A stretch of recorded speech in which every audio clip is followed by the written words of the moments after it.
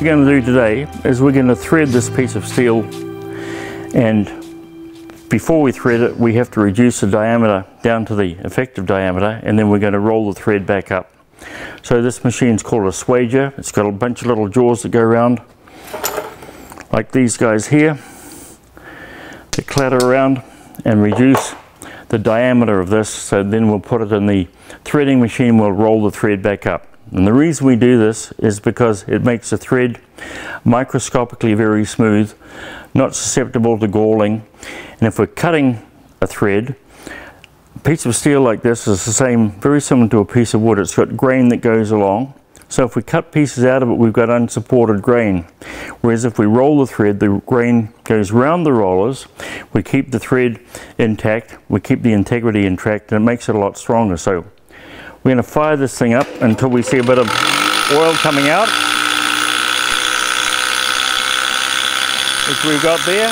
Then we're going to put this thing in here.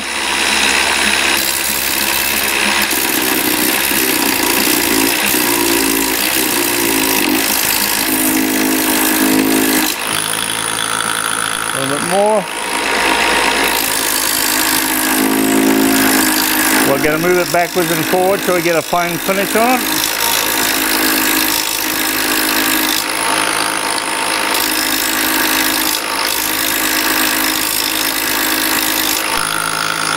So now we can see that we reduced the thread of this. We've reduced the diameter of it down to the effective diameter. And if Bruce wants to put his fingers on this, he'll burn them because they're actually pretty warm. So what we'll do at this stage is we'll stop here and we'll go over to the belt sander and put a little sharp edge on it.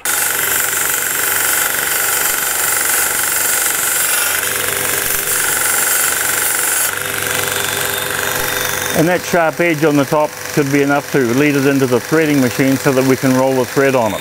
Okay, so what we've got here is we've got this piece of wire that's necked down sitting in the collet here, and if we have a look with the light we can see the transition which goes from 8 millimeters down to I think 7.2 millimeters, which is the effective diameter. We've got the thread, the head in the right position, so what we're going to do is we'll put a little bit of RTD Rocol on the rollers like that. We need a little bit of cooling. We'll fire this thing up and we'll roll the thread just like that.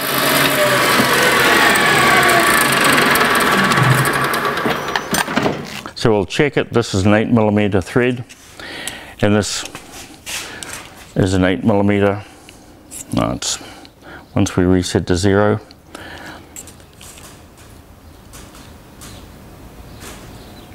.98 mils, and the thread comes out at 7.91 mils. Can you read that? 7.92.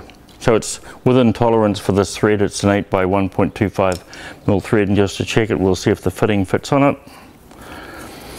And it's our lucky day because it fits. That's really cool. This is an old style French fitting. Today we'd use a thing called an AN665-61 for this type of thing, but this is a metric one and it's an old one, so we'll consider that a success and we'll put it in the rolling mill and start squashing it and putting a profile in it.